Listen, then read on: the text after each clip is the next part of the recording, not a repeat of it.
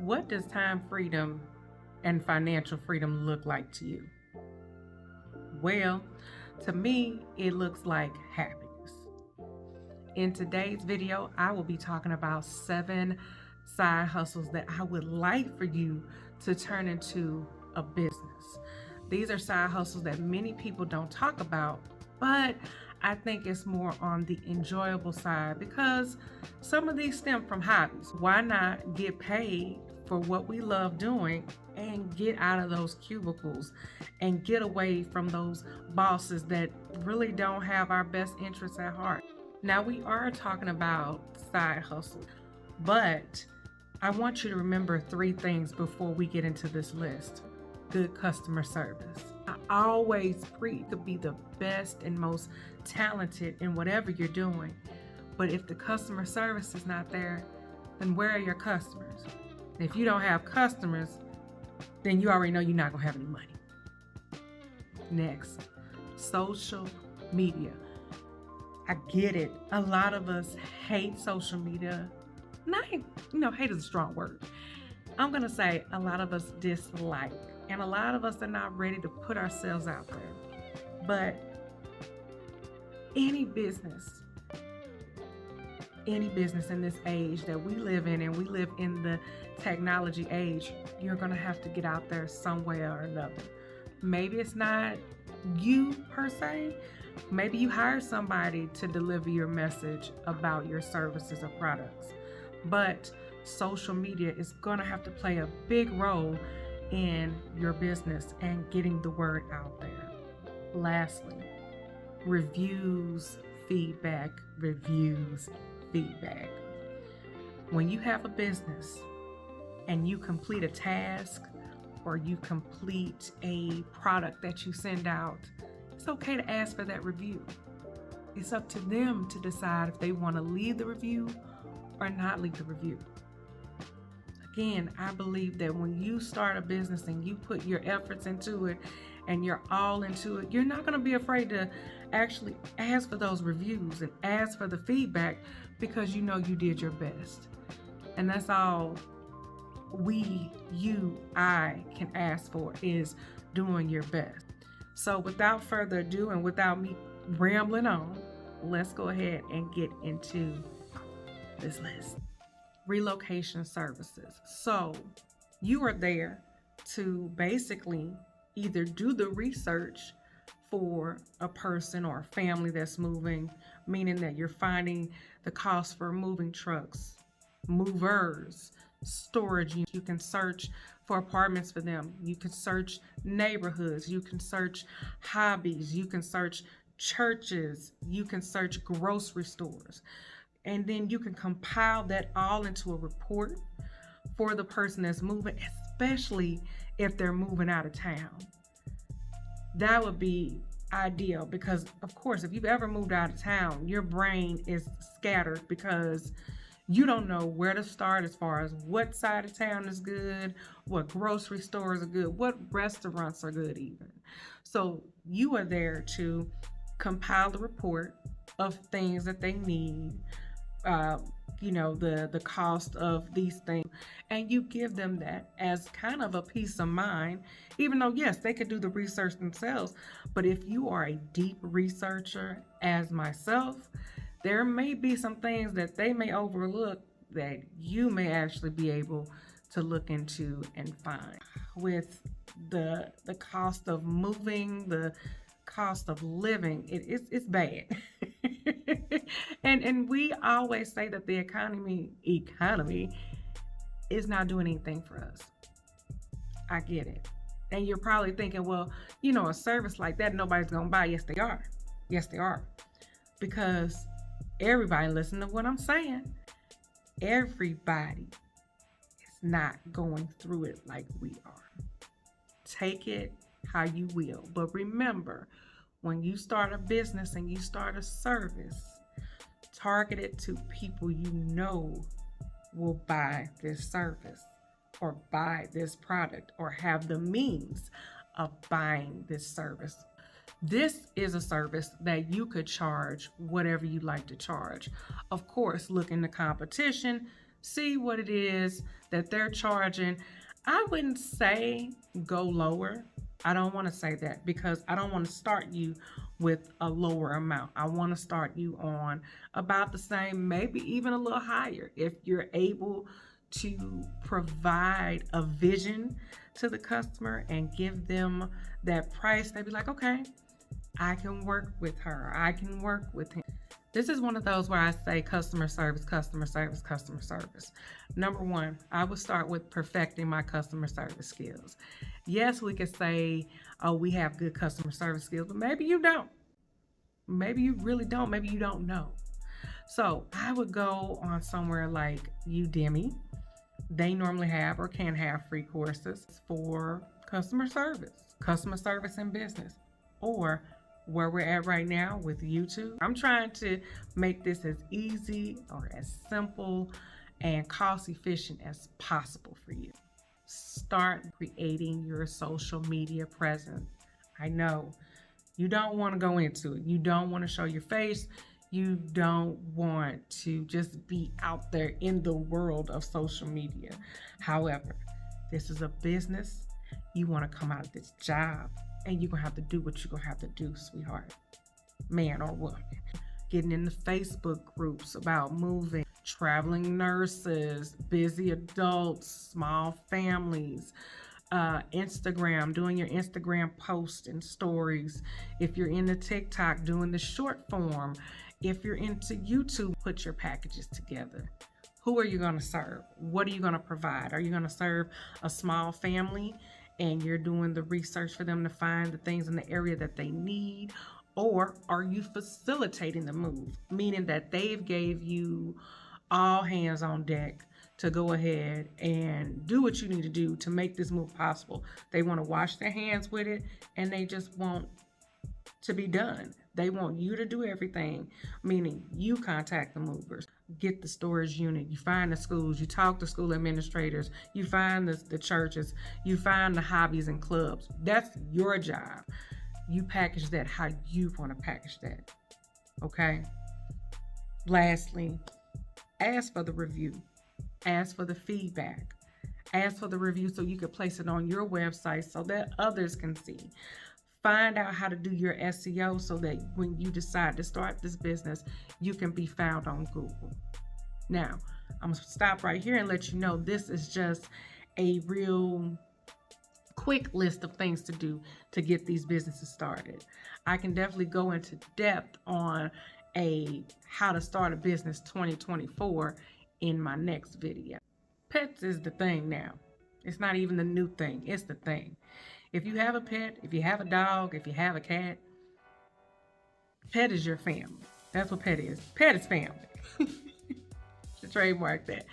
But now with everybody just treating their pets like a person, you know, getting their own different type of good food and getting them clothes and stuff to, you know, treat their coat and medicines and vets and therapy.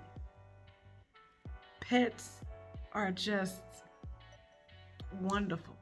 I loved my dog when I had my dog. I loved my dog up until the day he died. I had my dog 17 years and I love him to death. Anyway, I bought everything that I could for him, whether it be pet insurance, clothes that he would come out of. I still don't understand how he came out from clothes.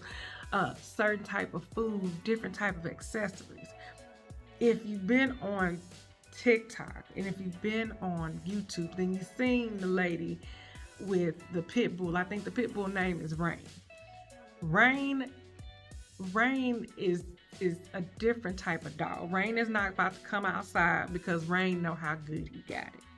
Rain gets pampered like no other dog has probably ever been pampered. Matter of fact, look at Rain. Rain is up here just living his best life. I want a life like that, you know.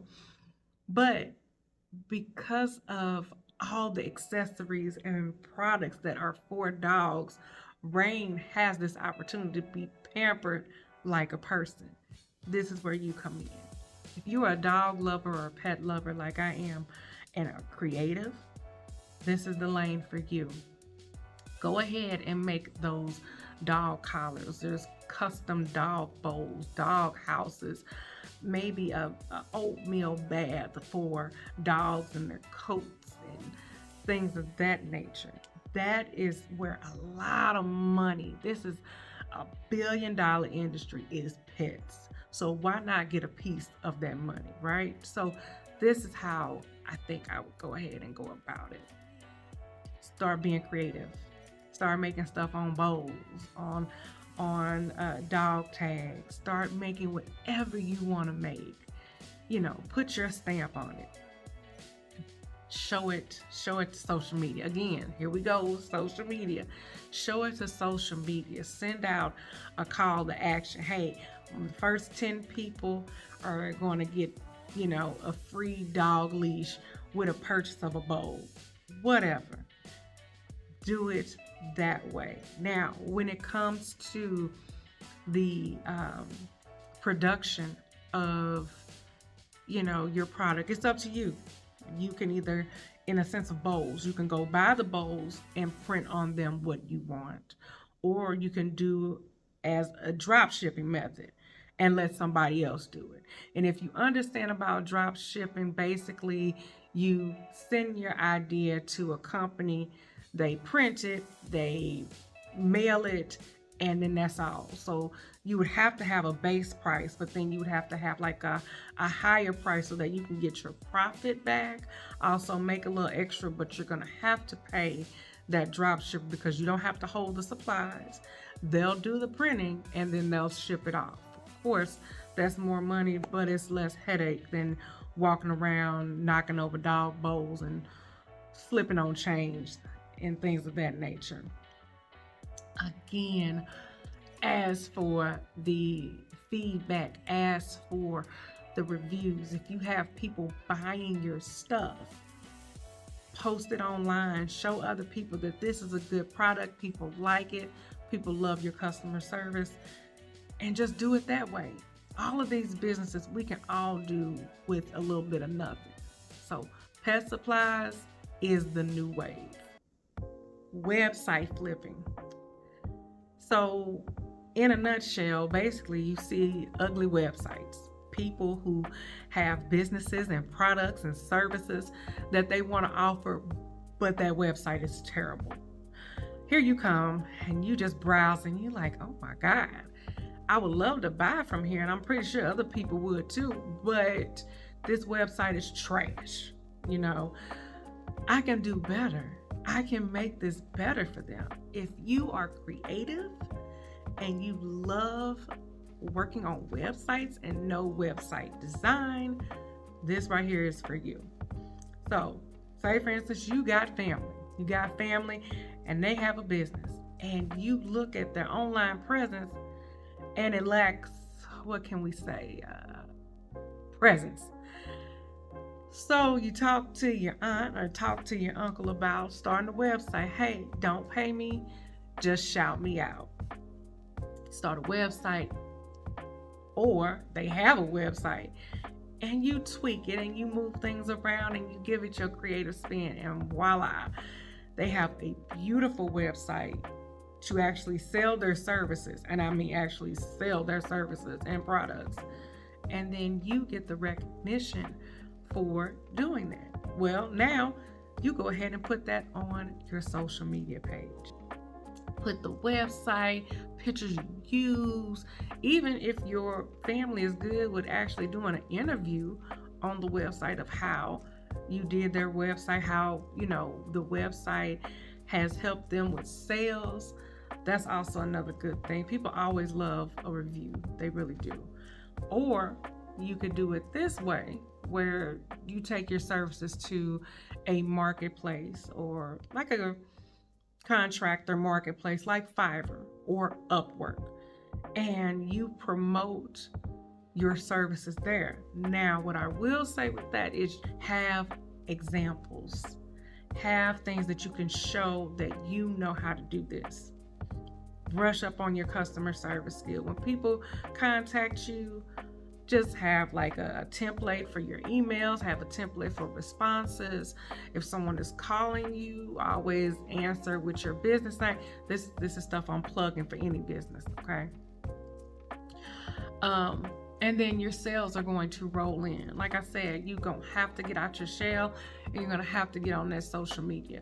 But website flipping is definitely a good thing, because websites, technology, is not going anywhere anytime soon. Small businesses in your neighborhood, like that locksmith that he's mobile, but nobody knows about him, and you want to get him out there. So why not? Hey, I'll do a website for you if you promise me a free locksmith service whenever I need it. That is going to help that person, that business tremendously. That one, you did it for free, and that two, you actually get a locksmith service down the road. So remember, website flipping is where we need to be, and we need more creative people that love to display their website talents and their creative talents online. And these side hustles, I don't want to keep saying side hustles, I want to keep saying businesses, because you can turn this into a very profitable business. Ooh, this video is going to be long. Comment down below if you like these ideas so far. And then if you stay to the end, which I hope that you do, comment on which business idea you like the most. Let's go ahead and move on to tutoring online. We understand in this day and age, a lot of educators are quitting. I don't want to say the loud part out loud, but I think a lot of us know why they're quitting. I'm going to say, number one, low pay, and number two, the kids. Okay, I said it. Yes, Lord, them kids, they something else. But a lot of educators are quitting due to those main two factors. Now, the teaching online e-learning, distant learning industry is a $240 billion industry, meaning there are adults that still want to keep learning, meaning there are children whose parents want them to still learn, maybe not in the traditional school environment, but they would like an educator who is one-on-one with them. So I've kind of crossed into two things, because an educator that's one-on-one is good for tutoring online. That you can make, there's no cap in what you can make as far as your amount that you charge per hour, because of your expertise, because of your knowledge, because of your experience. That is why people will hire you. And to know your background is in early education or secondary education, then again, people will hire you to either be a tutor online or you start your own thing, right? So being an online tutor, doing a podcast, even courses. Yes, courses. There are people out here, you may not know them, I may not know them, but there are people out here that want to learn every day. And if you have a skill, or if you're able to teach something, why not turn that into a course, a profitable course, a course that's actually going to teach people. You're teaching about how to turn on a washing machine. Now, we all know that's not nothing, but you have confused them more by not even talking about how to turn on the washing machine. That's not the type of course we're looking for. We're talking about the step-by-step tutorial, step-by-step course that's going to show us from start to finish how to get something done. Those courses are needed. You're needed in the education field, okay? There's a lot of money out here for teaching things when it comes to finances, when it comes to business, when it comes to cooking, when it comes to taxes even. If you're good in taxes, why not put a course together? People always want to know how to save money on taxes, especially when they have to pay money out at the end of the year. So what I would do to get started is I go to a platform like Thinkific, I think it's Thinkific, Udemy, Skillshare. That is where I would put my information out there in course form. They actually also help in promotion of your courses. Of course, that's not number one. Number one is to go ahead and put the course together. Maybe you just want to record videos on YouTube. Maybe you don't want to do the course, or maybe you want to record videos and then put them in an order to make them into a course and sell it that way. Look at who is your competition, look at who's also in that field, and see how you can price your course, how you can price your book, even if you want to do a book, or if you wanted to go give it a try on YouTube and let people pay you. Let YouTube pay you through AdSense. And if you're teaching on YouTube, we can do this double way. If you're teaching on YouTube, then have a link to your course. Because if people like you and they understand you and they feel comfortable, they are going to buy no matter what. And again, remember, when you send them the course, send them an email. Hey, thank you for buying. I would love for you to leave a review. Ask for those reviews. You got to ask for those reviews, okay? Just ask for those reviews. The next thing I want to get in is real estate photography. Real estate photography. Now, when we think of real estate photography, we think of people taking pictures in a house that's for sale, or homeowner needing pictures to sell a house, basically. But this time around with real estate photography, let's change that around and do real estate videography.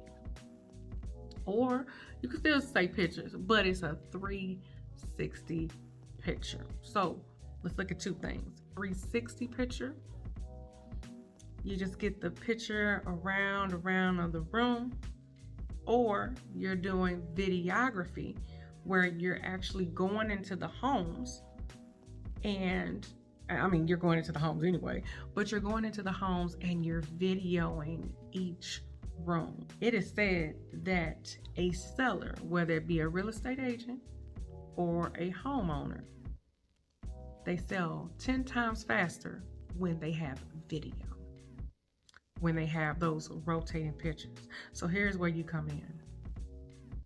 You have a camera, smartphone, okay? You put an ad up on Craigslist. I don't know if you could put an ad up on Zillow. But first, what I would do, first, I would go on Zillow, I would go on Redfin, and I would look at houses that are for sale. See if they have any of those videos. Research those, look at those, study how they do it. And if this is something that you want to get in, you already have a start because you have a camera phone. A camera phone that can be a Android. I have a problem with that. I'm gonna say Samsung, but I know that there's other Androids.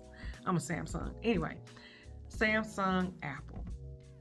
The high price phones like that, they have great cameras. Put an ad up on Craigslist, Nextdoor, and you say, I'm a new photographer in there. No, scratch that. Don't even say I'm a new photographer.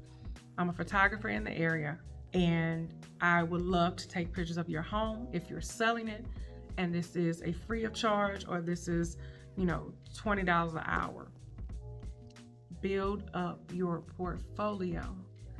So now we're going to get online, we're going to get on social media, and we're going to show those beautiful pictures that you have.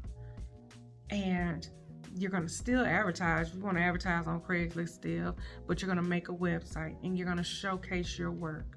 And that's how you're going to bring in the people. You're going to showcase the work. You're going to showcase it through TikTok, Instagram, Facebook. Again, I can't preach loud enough. Social media is where businesses is going, So, send emails. Send emails. If you don't want to send emails and you want to call, send emails. Call the real estate agent. I'm a photographer. I do video. I do 360 pictures. Or if you don't want to use your camera, your phone, this particular camera here, this 360, will get a 360 view of the room. You buy that, promote. Go into these Facebook groups, especially the ones that are moving or have landlords. Reach out to landlords. I'm a photographer. I would love to shoot your home or shoot your property with the hopes that you'll get a sale much faster than what you thought that you possibly could. Show the benefit to these people of what you can do. Have your website, let them see. I'm pretty sure you can make up to, I'm saying not even up to, you can make at least $200 or $300 a day when you've practiced and got good. You set your own price. Just a thought. Maybe I'm just visioning. Meal prep. I wanted to say meal prep delivery, but meal prep can go different ways, especially when you don't have the funds yet to have a meal prep delivery service. So when I think of meal prep for me, I don't have to think about what I'm gonna eat for dinner or what I eat for breakfast or what I eat for lunch. It's already given to me. I can go to a website and I can pick out what I want, 16 meals for 8 days or something like that, right? Or this is you see it and you like, okay, I like the meals, but not much variety. You might be the one that wants to do the soul food meal prep. It can be recipes. You could put like daily recipes together that equal up to 30 days of cooking. That's the recipe book way. You can showcase different recipes on YouTube and cook if you want to cook. On social media, you can do that. The thing is, you want to build up an audience. You want to build up some type of income for your service of cooking to where you can decide to put dinner ideas together for small families, senior citizens, busy adults. You can put those recipes together, send those meals out, frozen of course, and make your money that way. Now, I'm not too certain of how to start a meal delivery. Now, I want to actually start a food truck thing for ribs. That's my thing. That's my specialty. I can cook a good rib, very good rib. And I'm not the meal prep. Like, I would probably come to you and look on your website and see what goes good with ribs, lemon, basil, chicken, what meat goes good with a lasagna or a mac and cheese. I'm just throwing ideas out. But if you want to put recipes in a book, if you want to cook on YouTube, if you want to send your actual meals out and have the funds for it, for the food, the supplies, the packaging, the delivery, go for it. If you want to start a low calorie or vegan, you put those recipes together. I've had some really good soul food vegan. What was it? Slutty Vegan. I went to in Atlanta. Yes, Slutty Vegan.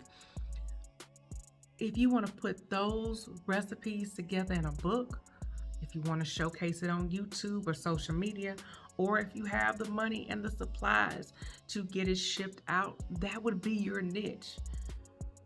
Everybody has a niche, and there's a customer base for a lot of different niches, and we all love to eat, and we all are looking for something good. So why not be the one that gives us something good to eat? Oh, and by the way, the food industry is $20.6 billion. We might be talking about how hot this rent is, but I will tell you something. We are going to eat. Now, moving on. I know we talk about inflation, the economy, the poor, mid class. We talk about all that when it comes to money and our government. But again, I have to say this. There are still people that have money and that would love to have a service of a homeowner consultant. Now, consulting is a $385 billion business. Again, why don't you want to be a part of that? You're not about to make a fraction of that working at a job that you hate. But when I thought about the idea of a new homeowner, especially a new homeowner consultant, if you've ever bought a house before and you've been there for about 3, 4, 5 years, then you know what it takes to maintain. Again, this is where you come in during the home buying process, and this is a service that I didn't even think about when I was doing my notes. This is a service that you could actually advertise to real estate agents, to homeowners that are actually selling, you know. This is just a good service. Now, getting back to what I was saying, if you've bought a house and you've lived there for 3 or 5 years, then you know what it takes. It takes repairs. Even the newest of houses has repairs, taxes, HOA fees if you're staying in a HOA community, services that you'll need when you buy a house. Now, a lot of us, we are excited about the home buying experience and becoming, especially a first-time home buyer. But what we forget a lot of times is what happens after we turn that key and we're no longer renters anymore. Or we no longer live at home with mom and the washer and dryer goes out. Or there's a flood. God forbid there's a tornado. Nobody talks to people about that. So this is something new. This is something that I just thought about. But being a homeowner consultant, a lot of people need that. It's not like there's a course at school that when you buy a house and that's it. They don't talk about taxes. They don't talk about what happens when repairs, because it's not like renting. You can't just call up your leasing office and tell them, hey, my air conditioner's out. Or, hey, my wash machine is out. Or my stove is out. No, can't do that no more. But nobody told you to prepare for it or put money aside for it. So being a new homeowner consultant would definitely help a lot of people, especially if they've been around people that's never owned a home. And then that also allows for you to talk about, you know, services that they may need. If that's pressure washing services, if that's lawn care, you give them the lowdown on what it takes to own a home and to own a home enjoyably and comfortably. Again, just like anything that I've mentioned, social media, put yourself out there as a homeowner consultant or a new homeowner consultant. Get in touch with real estate agents and let them know of your service and see if they want to partner with you, and then they can get a percentage, you get your percentage, and they've given you the customer. Or again, you market it on social media. There's ways around it. There is ways around having a very profitable business. So with that, I say that is the end of my list. But I do want to say thank you again for stopping by. I am going to definitely be more consistent in posting. And live for yourself. because these jobs are not going to let you do that. All right.